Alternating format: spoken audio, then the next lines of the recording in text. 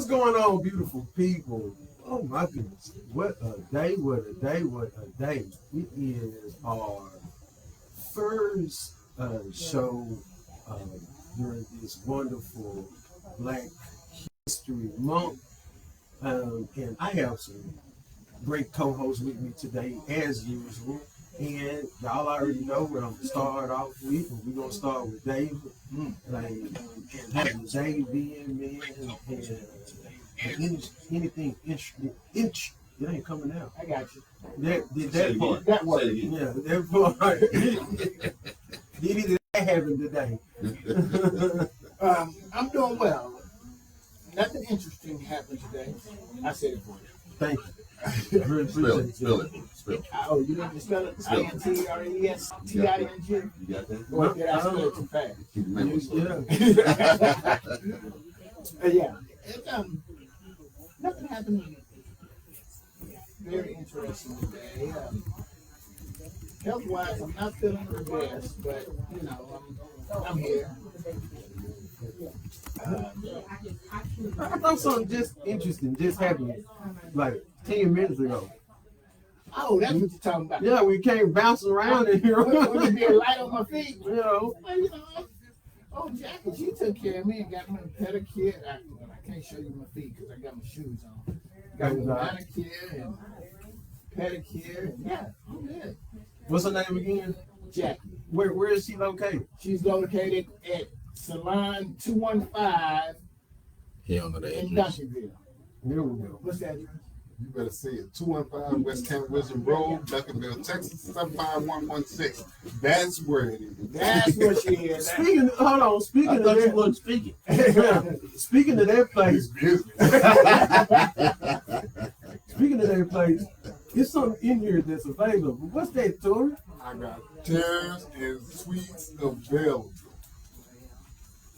Available for you to work. I want you to work. I am the stylist king. You would love to work here. I'm going to give you whatever. Let you have your way. I'm not all up in your business. I don't watch your pockets. I don't do anything like that. Make your money, do your thing. Just pay your bookery. That's all I ask. Just pay your bookery. But I got open stations and I have suites available. I even give you 3 weeks free to start. 3 weeks free to start. I'm giving that out. 3 weeks free. Y'all heard? 3 weeks free. Start out. Well, D, how many weeks I give you? How many weeks? I didn't give you nothing? He just gonna put me in. I gotta compare it. How many weeks I give you? I don't know, Ken. You did it right, though. Okay. You did it right. Okay, y'all heard from the Yeah, I staff. think it was a whole month, maybe. Huh? I think it was a whole month, maybe. Okay. Kiara, how many weeks I give you? You gave me, I think 3 weeks. Exactly. So I'm gonna give you whatever you want. Give you the opportunity to work. Be great. I'm not all up in your business. You're not giving you whatever you want. But you get your 3 weeks. You get your great start. There we go. Yeah. Okay, I'm done. Okay. Chris, what about you, man? We ain't seen you in the month of Sundays. Hey.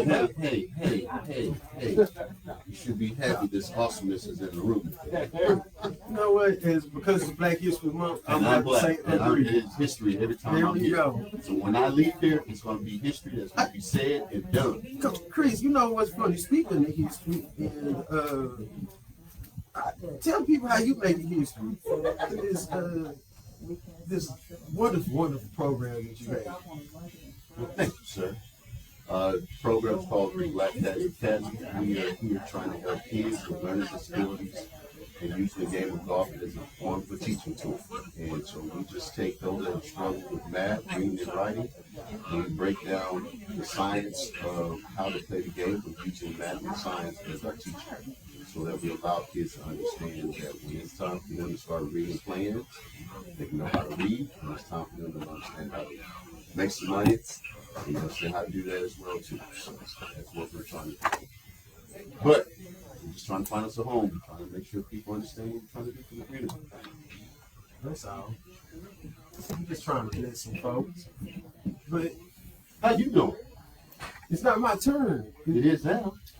Okay, we saving the best for last. Well, I can tell you, I spin the wheel like Wheel of You have to change the color Fortune. screen for us. Right. You say your sister's the best, but she Yeah, I'm saying she the best. The rest of y'all just here. My apologies, I'm looking for a place, so you just bear with me. But my today was quite stressful. Dealing with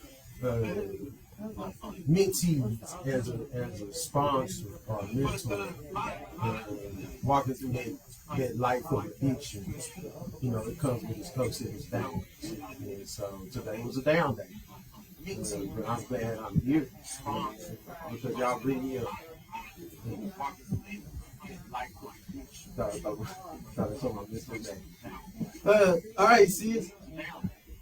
Well, happy Black History Month, guys. My day, it's been a day. Just know that I work like my ancestors worked today, on this day. They put a little light skinned nigga child to work today. But overall, I've had a great day. Happy to see you guys and be above ground. All right.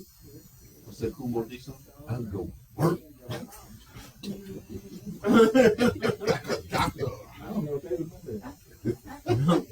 Don't say that. Come on. Don't.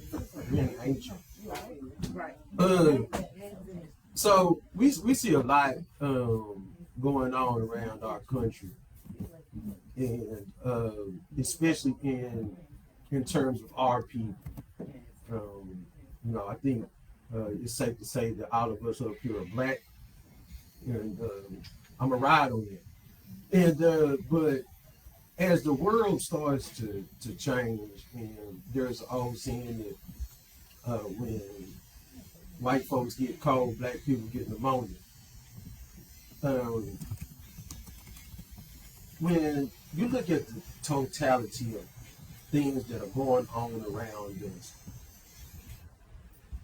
to me it seems like we lost a piece of our identity. And we don't know who we are.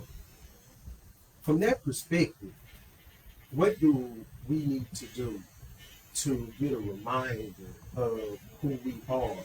Are we that far gone? I wouldn't say we're that far gone. What I will say is, if the grandmamas and granddaddies aren't raising the kids, and the parents raise the kids, and that the granddaddies and grandmamas be grandparents, I think it would work a lot better. Because at our age, at my age, I don't really want to be a parent. But I have to be a parent to my grandson. And sometimes I get tired. I guess that's why God made it to where, we broke it down. You stop like that, having babies, like in the Bible days. So, but let the parents parent, let the grandparent play and teach and, do more family things and things like that. I think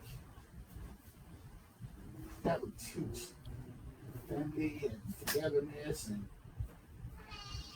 we could teach our history and, things like that. When my grandson gets home from school, I'm already tired. He come in the house talking paw, mama, paw, mama. And after about 5 minutes of that, I'm ready to shut it down. But yeah, that's my land. Did that answer your question? Yeah, it did. So because I think that's one of the things that we have lost when we don't connect with each other. It are the stories that are passed down generation to generation. Because that's one thing that paper can never do away with if it's being told and it's being experienced.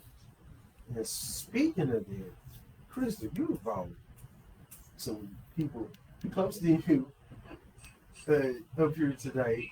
And could you take some time to tell that story? Yes, so I decided today, since it's Black History Month, I wanted to talk about two people that were instrumental in my life that are actually African American first. So the first one is my grandfather, Mr. Jesse James Murphy. He is recorded as the first and still only Black steward, Chief Master Sergeant of the Air Force. President Kennedy requested my grandfather privately to fly with him. He flew with Nixon, he flew with Carter, but just a little bit because I'll forget everything. But so he spent 29 years in the United States Air Force, serving special duty with the Air Force staff. He was actually able to observe the atomic bomb test in Newark in 1948. He served as a special aide to the Air Deputy Supreme Headquarters. He also was a servant in Europe, where he was under the late General William H. Blanchard. Again, like I said, he created the first Chief Master Sergeant Aide School in the Air Force, and he created the first and only school for Airmen's Aide and Flight Stewards in the Air Force. So that's my grandfather's contribution. And again, you know, I think we think that Black history was so long ago. This was back in the 1960s. This is less than 100 years ago. And even today, 2026, we still have firsts, right? And so the other person is someone that's really special to me. It's my mommy. And I know you guys have heard about Garland, Texas, right? Everybody know not to drive through Garland. Everybody know Garland PD is, I didn't say that on air, but you know it's an unspoken rule. But my mom started at Garland Police Department back in 1987 when they still had chicken wire coop for the jail cells. My mom has talked about being spit on, being beat up, being treated unfairly. But through that, my mom ended up becoming the first Black and the first female supervisor that Garland has ever had. So she's also down in the first. So I just want to say history doesn't fall, it's not far behind us. And our history doesn't fall, we don't fall far from that history tree. So I think, you know, kind of reading about my grandfather and thinking about what my mom went through and seeing how I was raised, I know that's why I am the way that I am today. But there's a lot of African Americans that we need to give hand claps to. And it's not just people that we hear about, right? So again, back to what you said, I think it's the history. We've talked about this before in school. Kids only learn Martin Luther King now, Malcolm X. They don't hear about Christopher Atticus. I've said that time and time again. They don't know that the reason why we have ice cream, the way we have ice cream, is because there was a Black inventor.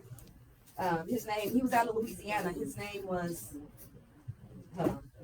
this is where the MS kicks in. But I do want to put him out there. Norbert Rouleau.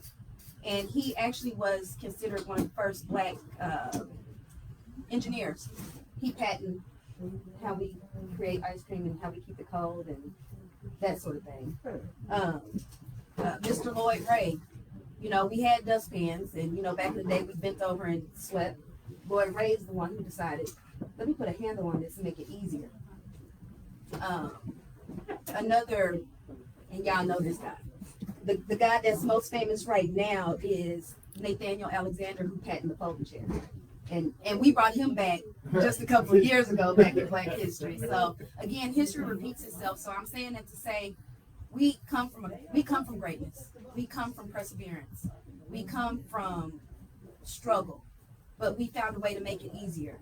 And because of that, we are a great people, and we come from great people. So I think we all have potential to be great. All the time. All the time. We just got to remember our history and apply that to ourselves and know that we can do this. I love that you shared those, because it also shows that we base off our facts. Many people have become very well. And it's because they're able to erase it. So, you know, back then, this is, you know, like you said, 100 years ago, you couldn't even have Black people couldn't have a hat. So our ideals have always been so, like our ancestors, this country was built off of, we're on the culture. We are the salt of America. That's a whole other My stuff. friend, you think Put I would put pepper in it too. pepper, yeah, wrong color. Yeah. But is there a way? Is there a way to get back to the Black Wall Street? I always ask this question. I would like all y'all to answer it. Did civil rights do us an injustice? That's a It's a show. question. Well, That's that's what we showing own. itself. You know what I'm saying? I don't think civil rights did us an injustice. I just think that as time progressed and we were offered more opportunities, we got lax. If that makes sense. Because growing up, well, I mean, in this sense, growing up in the 80s, our parents gave us everything that they didn't have, right? And our parents worked hard and gave us nice things, right? So we didn't have to work, or we didn't understand the struggle as much as our parents had wanted, because our parents were the generation that were able to go get these jobs, right? In corporate America, and go to school and afford to go to school, right? So I feel like with that, my generation kind of got lax with, I don't know how to say it, maybe, I don't know, I really don't know the words I'm We trying to say right became now, but privileged. yes, in a sense. And I think just after that, generation after generation after generation has felt more privileged. And that's because I don't think they understand we are not that far removed from not being able to drink out of the same water fountain or walk through the same door. So I don't think civil rights did us an injustice. I just think we got, as we move further past those boundaries, I think they just got forgotten. I'm gonna ask this question again so that we make sure we say this correctly. What does civil rights mean to you? Equality. That everybody has the exact same rights. And we act accordingly to them. So I'm gonna take that same definition that you used. If we go with history and how history is supposed to repeat itself, we have to struggle in order to get where we need to go. So we never had rights. We had to fight for them. Till this day, we're still fighting for those same rights. I can care less in a business owner where you're supposed to give a percentage of business to minority businesses. We're fighting just for a piece of the puzzle, a piece of the pie. So as we look at history, we're going to repeat the same process because the goal is to make life easier, not harder. Well, we have only a small handful of people that's thinking outside the box to make life easier. We can talk about the teas, we can talk about the refrigerator, the invention of the refrigerator. We can talk about the invention of the light bulb, which we create.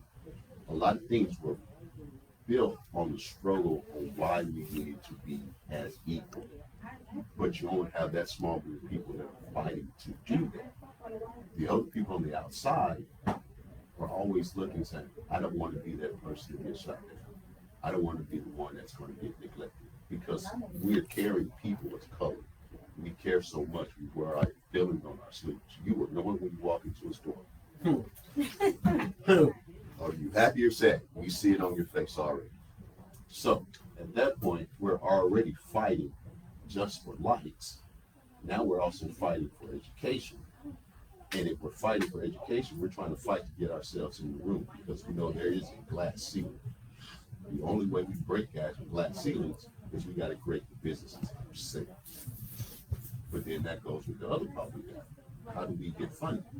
We don't have that information that people are privy to. So we're going to always keep fighting. So civil rights, in my opinion, it's only just allowing us to say you have options, but who's fighting for all of us to say that we all can do this together. All right. That was good. That made me think a little bit. I had to step back and pause because I was gonna have some comebacks. Yeah. So that was good. David, Tori, what about y'all? Like, civil rights do us an injustice.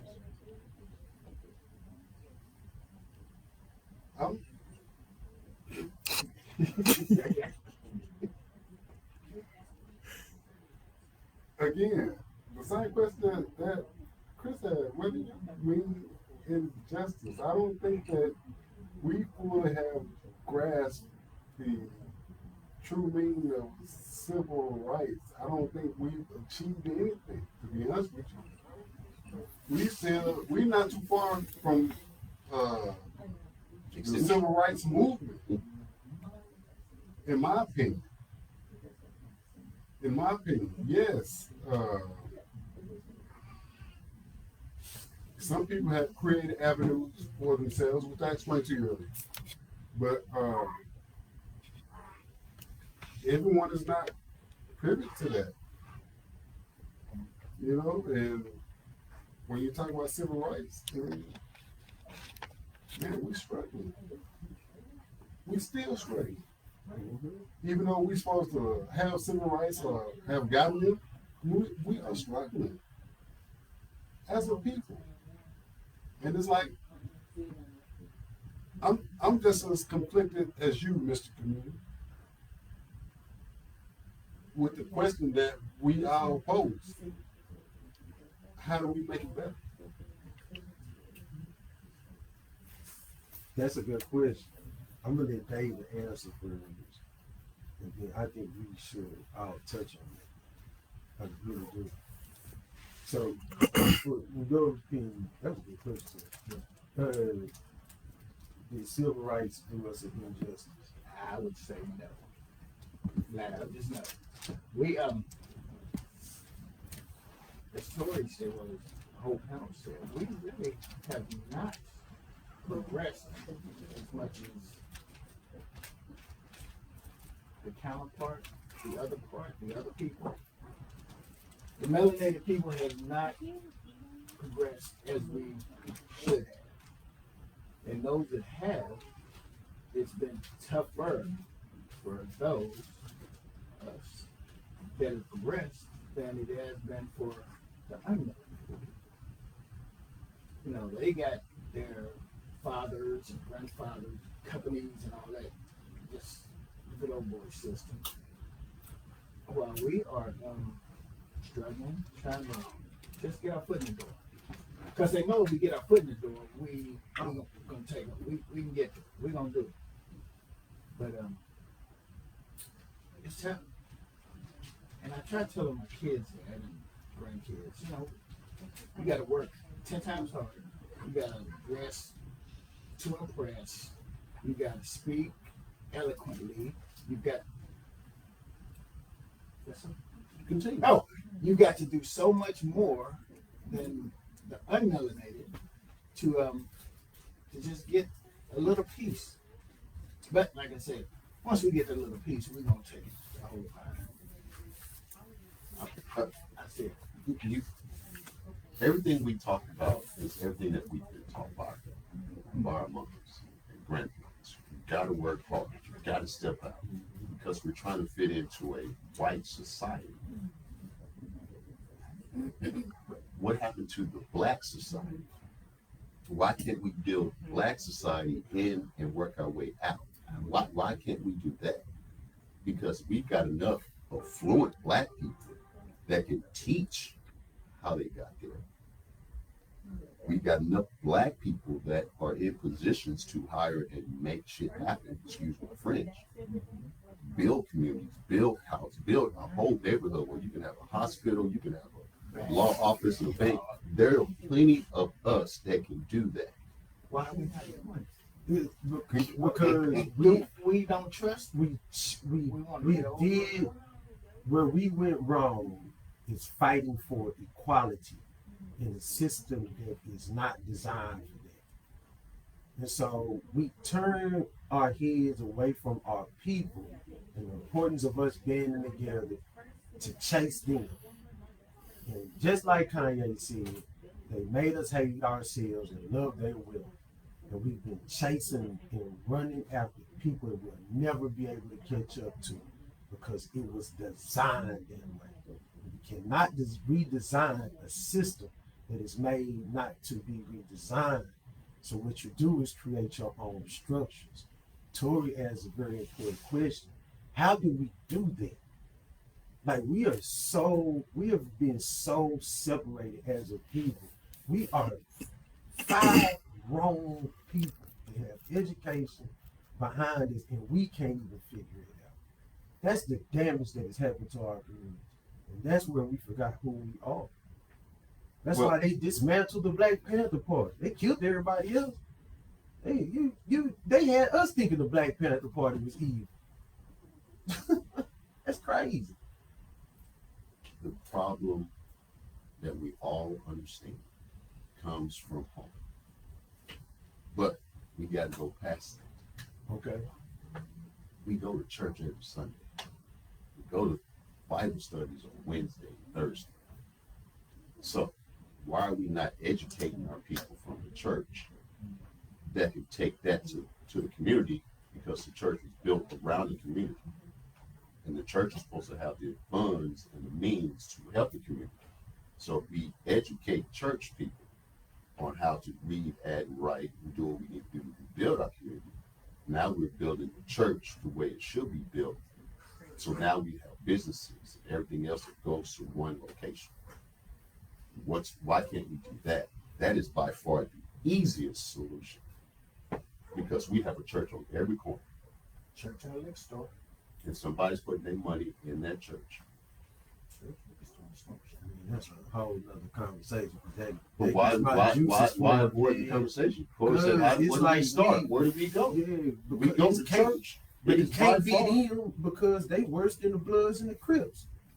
Every church got some. You belong to this congregation. I'm part of this congregation. Y'all might as well start crip walking. What's going on? Like they make these mega buildings, take up all the land, don't pay no taxes on it, open up school buildings and take from the public schools. Like, what benefit does the Black church have anywhere besides teaching somebody about a white Jesus? They don't do nothing for our communities. I be in the hood all the time, never see no pastors in there. But them niggas walk around with bodyguards. Come on, man. I'm sorry. That touched me on the place. I think that was one of the worst things we did, was give pastors that much power. And then they turned into politicians. And now they play the same game that the politicians play, except they played in our faces. We'll take up millions of dollars for a building fund when Meemaw need a new fence, and she been putting $10 a week into this congregation, but she get overlooked. A single mama over here, who husband or boyfriend or whoever done left her and this child, and there's no men going over there cutting yards. I don't like talking about that church stuff, because that gets me a little fired up, because we've done an injustice to our people, and we owe them an apology, quite frankly. But it is still the birthplace of how we are raised. We have used the church as our foundation. Right. Now look at us. Look at the proof. Look at it. What have they done? We got a mega church on every corner around here, and the hood look like that. But that's history.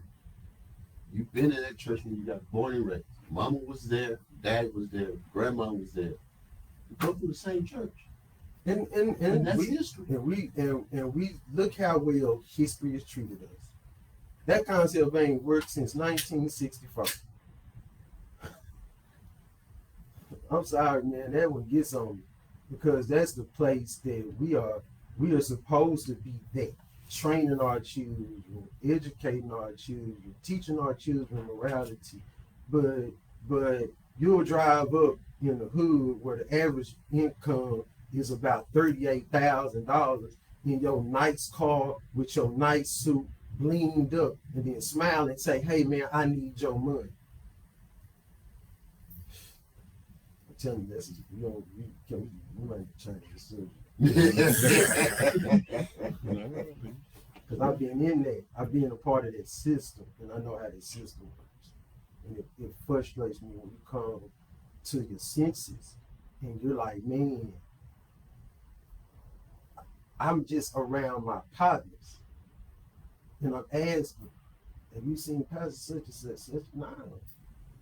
So what are you doing? You feeding me a bill of goods out of your mouth that sound great, make me feel good till Wednesday when hump day hits. Now I got to go back and get refilled again.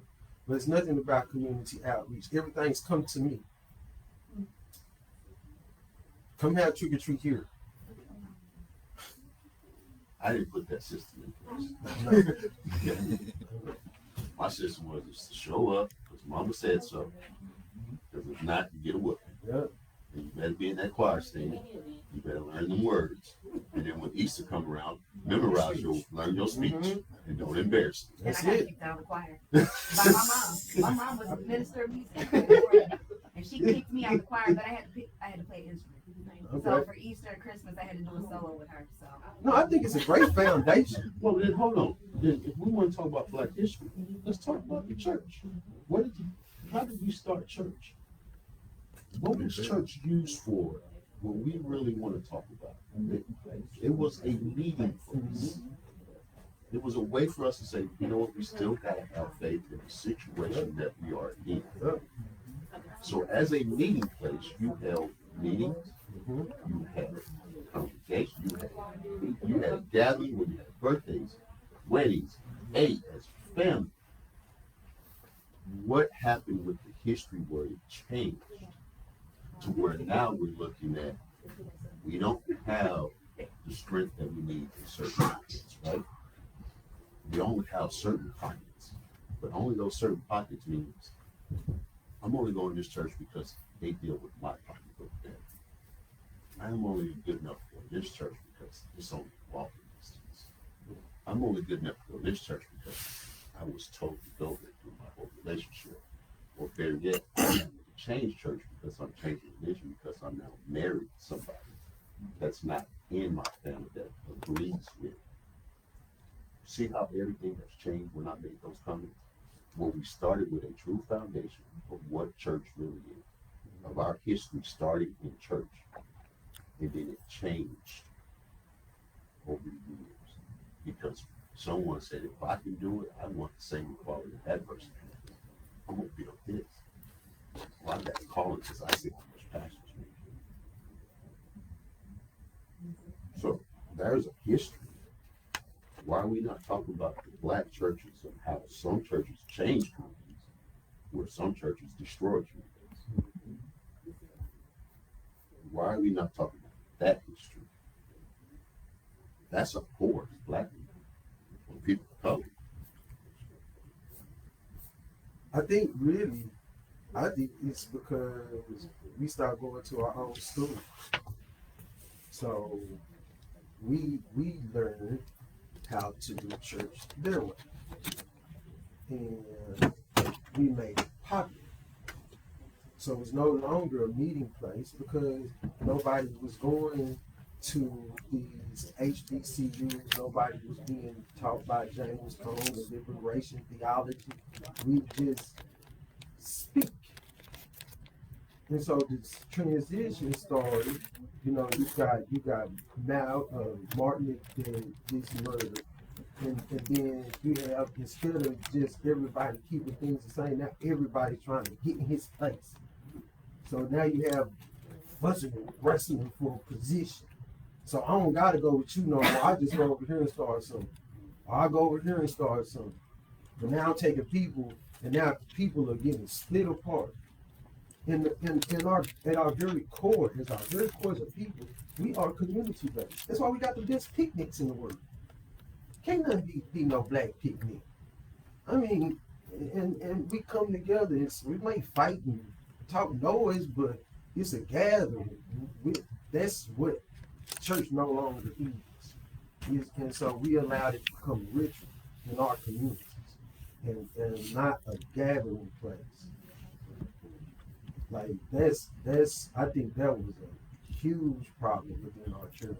Because it's more stylistic and it's not purpose driven. Like this is not all churches, because I've been in some that really have bought apartments and single mothers come stay with her and get on their feet.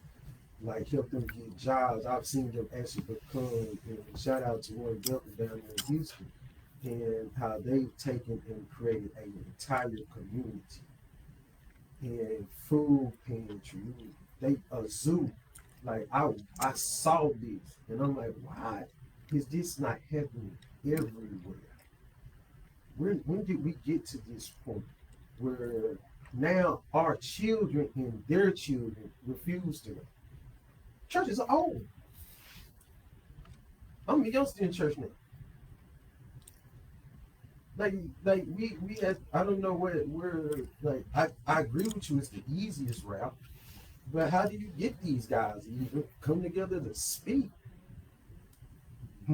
Hey. Pay. Hey. You asked the question? Yeah. That's it. That's the. I think, especially when you talk about our history, because we've gotten so accustomed to whitewashing our own selves that it doesn't make sense. Because you will rarely have one of these prominent pastors get up and start talking about who we were as Africans. It starts at the point of slavery and what our fight is over here instead of who we really are. We are the Bible. We're scripture. On any side, Ethiopian Bible or the Orthodox, it's all us. And somehow we have gotten so detached. And while I have a hope, I'm wondering does anybody up here have any idea how to strategically bring these things together? Even if it starts out small. Well, you see, I'm trying. And you see how hard it is to show somebody a couple things. Number one, if we have a problem in a scenario one, let's just you have a problem with why kids don't come to school. Well, if it's the system that's currently in place doesn't work, shouldn't you look at alternatives? Shouldn't you think about technology on what the new current events are doing at this moment right now to keep people engaged? Well, if someone on the outside sees that, but internally you don't because you're concerned about numbers or you're concerned about pass and failing, but you see something on the outside say, this isn't working, and you come to the board or you come to people in power or in leadership and you say, I've got an idea I think will be very beneficial for all of us. I'll be able to put money back in your pocket. We get a chance to see our society moving the way it needs to. And we get to put new workers to work when they graduate because not everybody wants to go to college.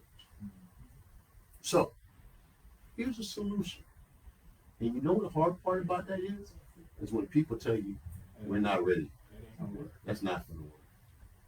I don't see this.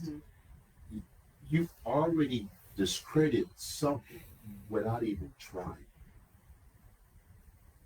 That's the most frustrating thing of anybody that has ideas, that sees a way to solve a problem.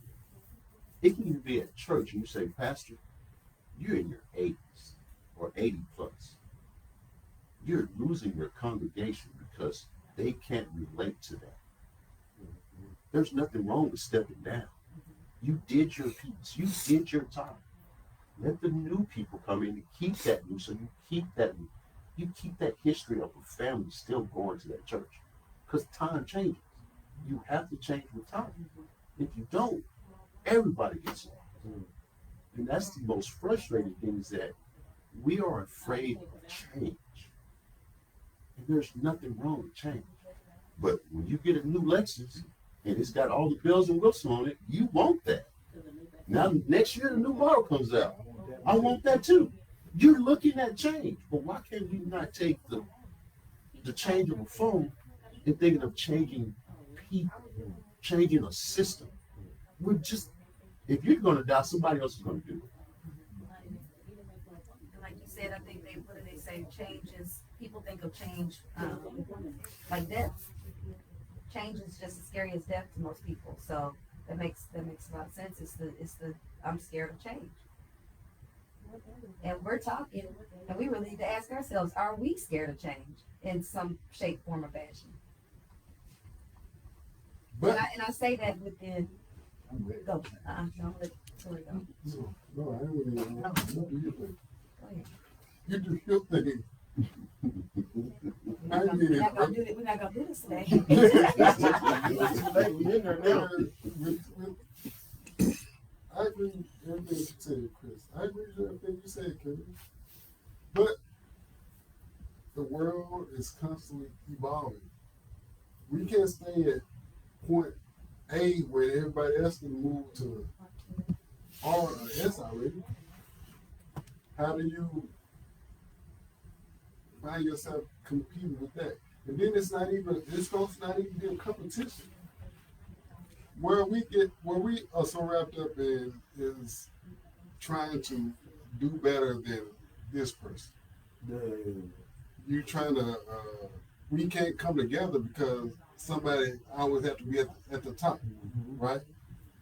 And they want everybody else around them because they want to continue to receive the pay that they get at the top and more. They are not trying to teach the person up under them or listen to the person up under them who have a better solution. And that's crazy to me. That's crazy. Like every show, what I say, bro, I want to see you win. And that's everybody. I want to see you win because at the end of the day, I'm going to need you. I'm going to need you. And I say that because whether I'm going to the top or you already at the top, I'm willing to lend my hand to you also. It's not even about a competition with me. I want to see you win. But everybody's not like that. Everybody's not like that. But I mean, I was just answering the question. Go ahead. Yeah, I'm just answering the question. If we stop trying to compete with each other and everything, maybe we can come together as a community. Yeah, you make a good. That's a really good point. And then you articulate it well because I really wanted to start singing. I need you, you need me. We're all just I don't want to hold hands and do that. But it's so true though. It's not what it is because that's where we get this phrase crab in the bucket. Like we don't want to, and I think that's a huge thing. Like me and Chris had this conversation one day, and we were just talking about the things with the black cat and how like our people we'll go steal somebody else's idea. But like I told him, it's like the ark. You think people were trying to make boats when that dang water came up? But they boats couldn't sustain because it wasn't theirs. It was Noah who had to build that ark. It was Noah's ark. We act like we are supposed to build our own boat instead of helping and building a humongous boat that helps everybody. I've always said this, like you don't get to heaven on a motorcycle. God gave you a bus to drive, put as many people on it as you can along the way. And like we have to get back to that where like you say, I need you to succeed. I don't want you to, I need you to. Even if at the end of the day, it's just to say, ha, a black man did or a black woman did. And I don't need no recognition. But I'm like you, man, why can't we just get that in our heads? Like, man, let's not make a buck right now. Let's help each other so we can make the long-term bucks. And that changes generations. Now I'm not having to go to school embarrassed because I had on XJ900s. I'm liking a Force of Nikes. But we don't want to help each other buy no Nikes. Who else got black shoes? Fubu. That was in the 90s, Yeah, Fubu, something like that. Yeah, we don't have that no more. No. I mean, and man, to stand on all of that you said, thank you, Chris. Thank you, Kim. Thank y'all for believing in Lichter Spoon. you too, Kristen and David. Thank you guys. And as a community or whatever, we fail to acknowledge the people. It's always about, I'm bigger than you, I'm up here and you down here. And it's not that. It's not that. We all need each other. And man, the quicker we realize that, we might be able to get our community back. But like I said, it's always a competition. We always competing. Look, you got an S500. I got an S500. What's the one? Yeah, that's one thing. Yeah, I got a Maybach. Oh, you got a Maybach? I got a Continental. It's always a competition. I'd rather see that type of competition when it's two people or multiple people all on the same level playing field, where you're competing against them, but you're doing something positive together. But you that in that situation, that one person is driving the next. We don't have that. Iron sharpening iron. Yeah, we don't have that. Because we don't want the friction to come with it. We don't have that. Like I said, we are just trying to compete and be better than the next one. And that's crazy. I was listening to Martin Luther King. I said I ain't gonna talk today. My bad. So I was listening to Martin Luther King, and Martin Luther King said, "There's no one that wants you to do better or go further than them besides your dad." Than your dad. And it hit home with me. I was looking, I'm like, my old man always wanted me to. He's my biggest cheerleader. Biggest cheerleader. We don't have that today. Kids don't have that today. I sent that same message to my son. Yeah. I think it was today or yesterday. Kids do not have that today. And when you talk about the community and when we trying to get the community back, we need those type of fathers. We need that type of synergy. And what I mean by that is, okay, I think that way. Chris thinks that way too. Kendra thinks that way.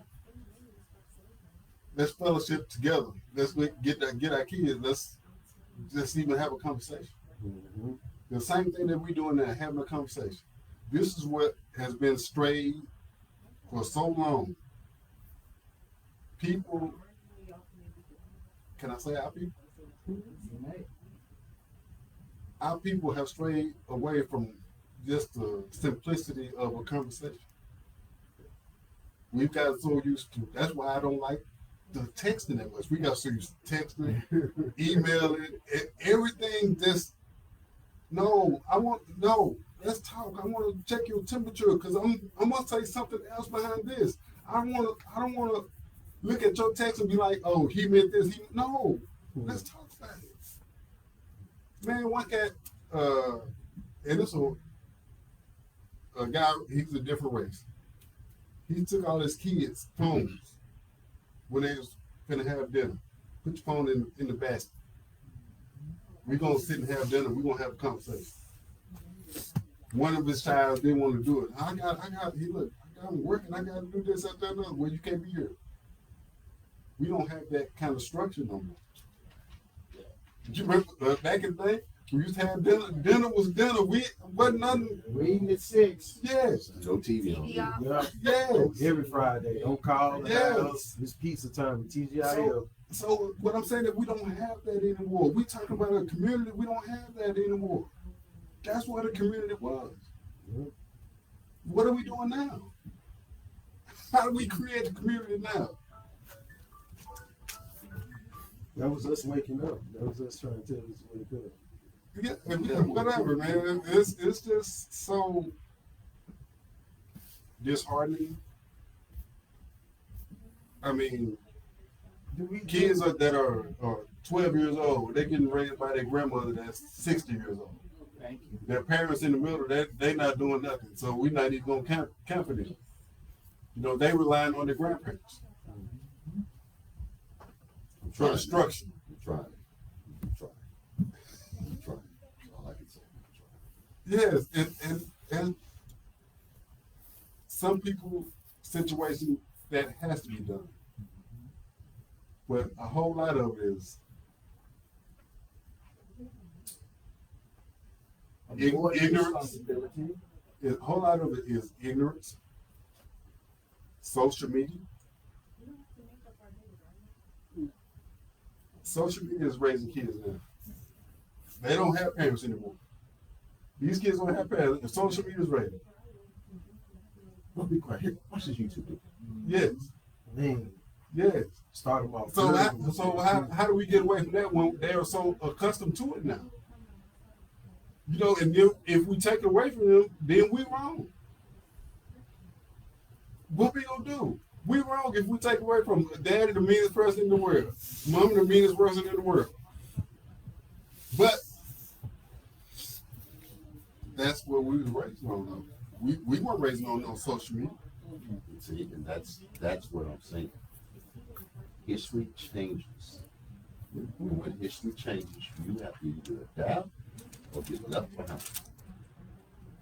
And so if we're looking at social media, and we talk about it all day, every day. I don't care if it's vanity.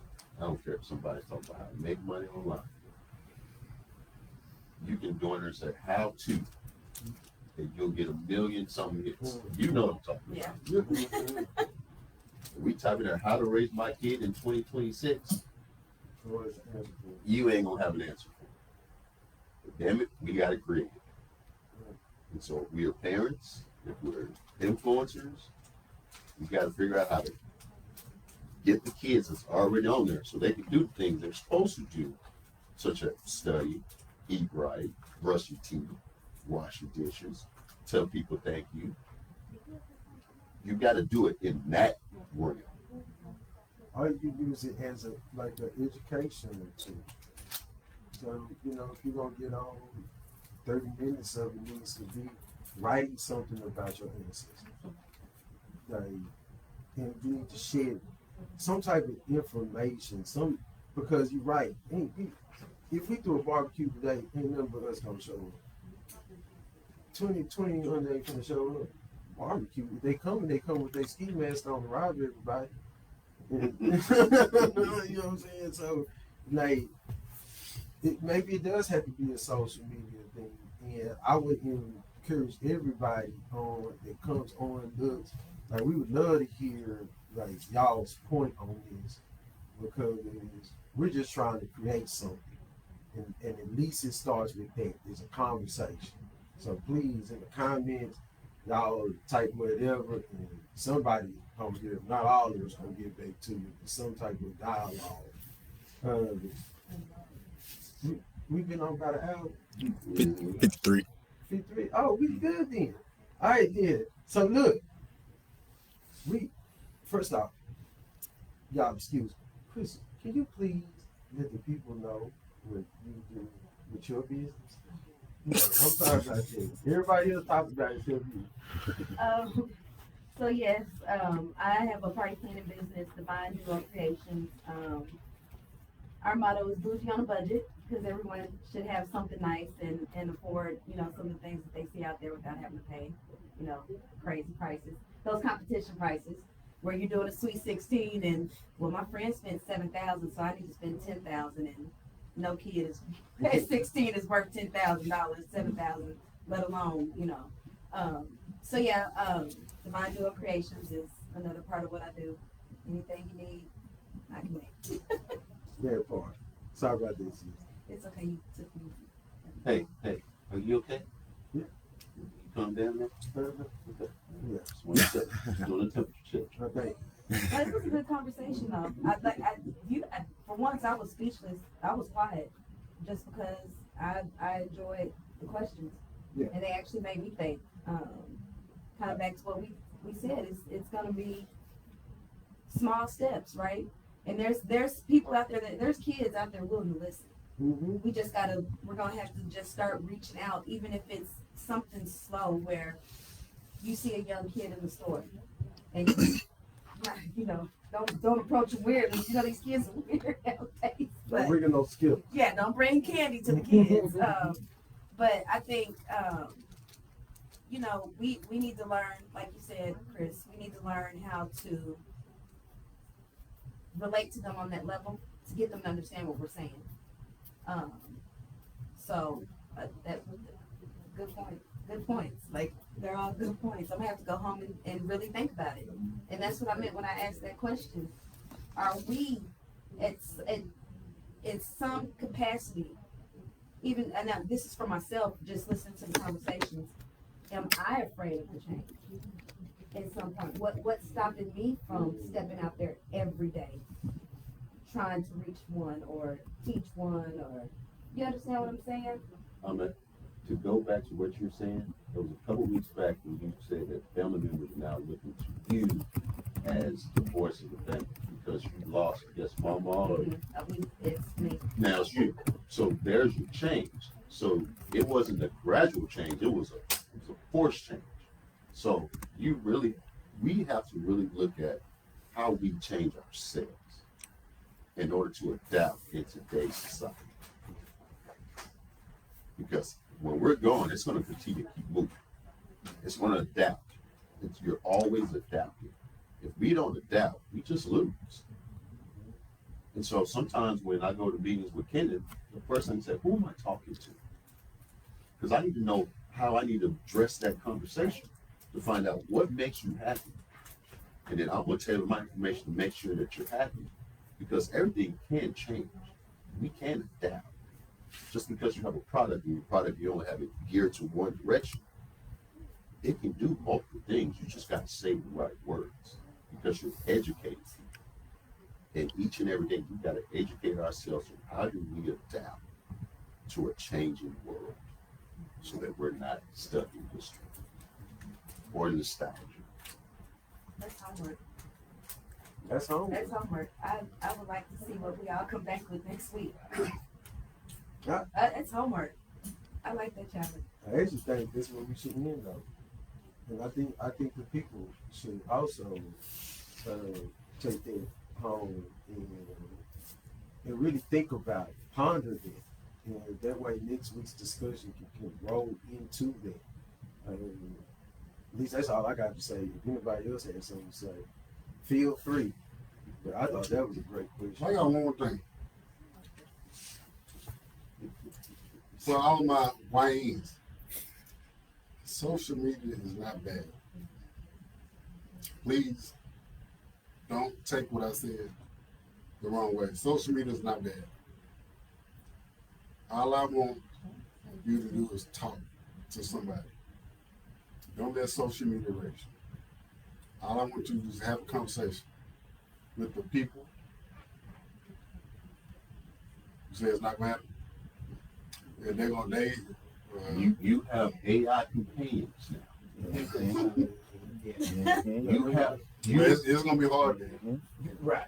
Apple just took a product now that is called it's called Pen. Now it's going to be called Apple Pen. You just wear it all day. You can talk to yourself. It will record for you.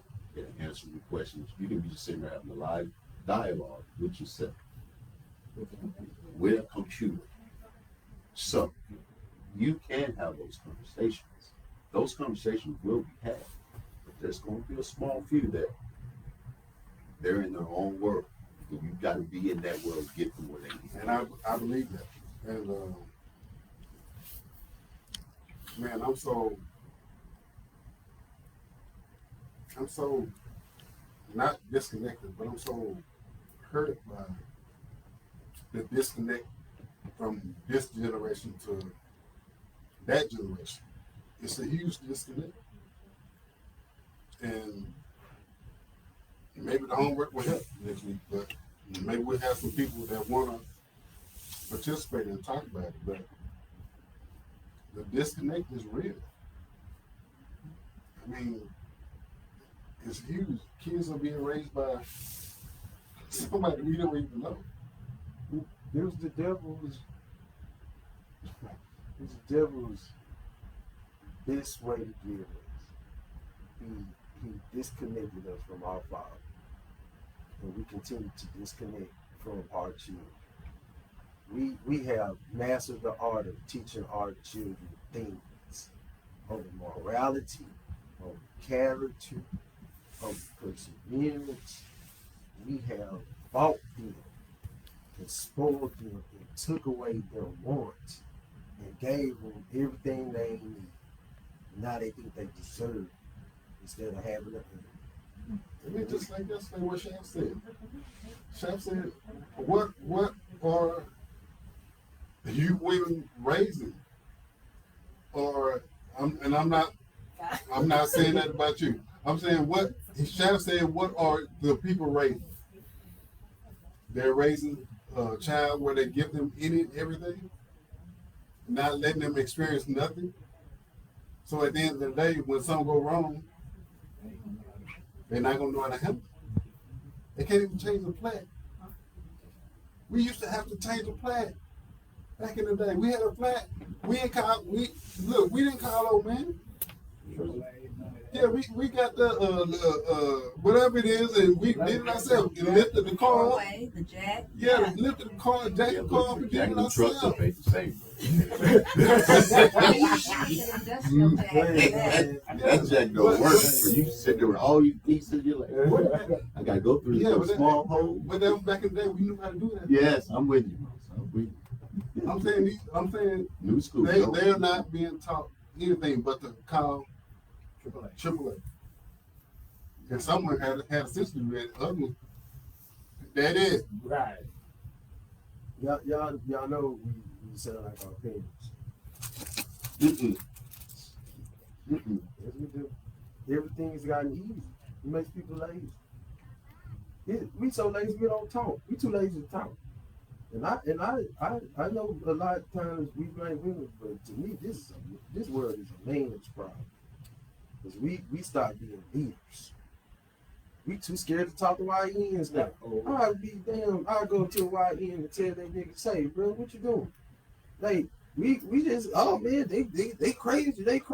Yeah, well, we made them that way. When men left the household, when men left the community, and left these sisters here to raise what they think are men, because there's no actual men there to show little Jimmy or little Raekwon how to be a man, then he becomes a sissy boy. And that's why these boys are so emotional, so high strung. It's because ain't no grown man gave them some real spit in their ear. But I leave that alone though. That's a whole other Yeah. subject. Because I think men should be emotionally intelligent, and so I think we should raise our boys to express their emotions more than what we raise them to express them now, because that's part of conflict resolution. In order to resolve a conflict, you have to be in check with your emotions, and you have to understand what you're feeling and why you're feeling that way. Yeah, but see, a man has to teach them how to be emotionally mature, because a woman can't look at little Jimmy and say, I'm gonna teach you how to be a man, because you ain't got a penis. So when that little pink thing start hanging out, and he running behind every chick that he can bang, and he becomes that man that women hate, is because the man is not in the household to mold him. So he operates off his feelings. These boys operate off their feelings. Like they not like men like that. We're not raising them that way. They don't have to work for nothing.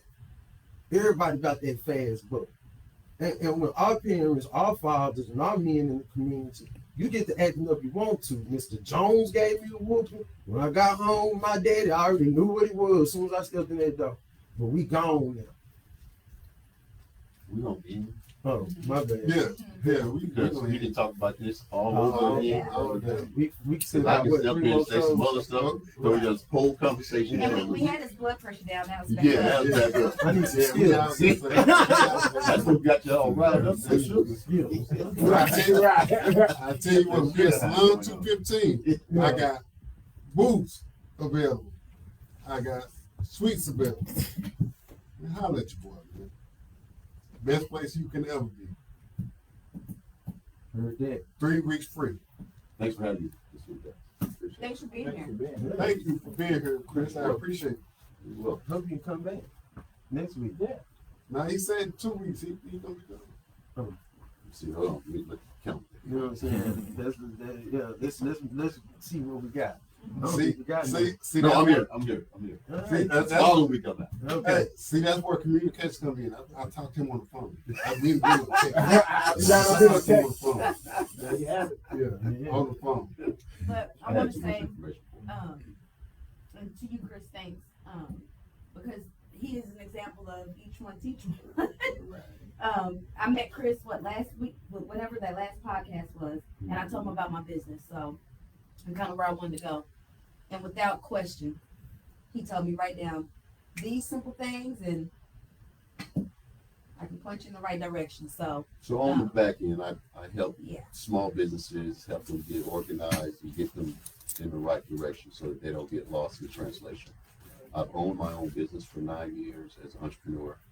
I've learned the good and the bad and the ugly, who to trust, who not to trust, the people you need to talk to in order to make sure you get in the right frame of mind. So I've been consulting ever since, and so I guess that's a new calling of mine. So I'm willing to help anybody that wants to make sure they can succeed in this crazy world. Thank you Not again, hard. sir. You're and that's welcome. much appreciated. Real. Yeah. Me too. Do call y'all. I promise you that, because my ADHD be bouncing all over the place. No, but you know, when you ask most people something or you say something, sometimes you're not looking for immediate advice right then, but you're just, you know, he didn't act like business, small business. You do what? No, I don't help you unless you pay me. He didn't give me that kind of What do you do, Chris? business. Business, small business, yeah. Reach out to my contact, my blah blah blah. I didn't get that from She him. went a full roll. I didn't get that from him. I got okay. Well, what are you trying to do? What direction are you trying to go in? Okay, well, write these answers down so I can kind of get a feel. So that is appreciated because I think a lot of times, and I'm gonna shut up. I think a lot of times you're almost scared to reach out to people who know more than you, because the people sometimes that know more than you, Talk down to you. there you have it. Instead of let me teach you, people want to show you. I don't want your job, but teach me how to understand the direction I'm trying to go in. But I don't want to learn from you to take your job. I want to learn from you because I want to make sure that if Chris isn't around, I kind of understand what's going on if I have to trust somebody. You understand what I'm saying? So, but again, like I said, had talked to you. Thanks. Thanks for not having that intimidation feeling. Thank you, buddy. I appreciate you, man. Man, You're welcome, man. I love you, bro. I appreciate you, man. And again, I always want to see everybody win. That's everybody up here. I want to see y'all win. At the end of the day, I'm going to need you sooner or later. Well, you're using me now, so I'm trying to make sure you win. And I appreciate that. And here's the thing, community. If I win, he wins. If he wins, I win. That's all a part of. And if they win, I get to say, "Look at my brothers winning. We're winning." Yeah, we're winning. Exactly. Yeah. That's where the camaraderie I'll throw the lunch party. of community. I'll throw the lunch party for the sauce. Very good. And on that note, y'all, it was good seeing everybody. We'll see y'all next week here on Beautiful Scars. Y'all have a beautiful and blessed week. Oh, man.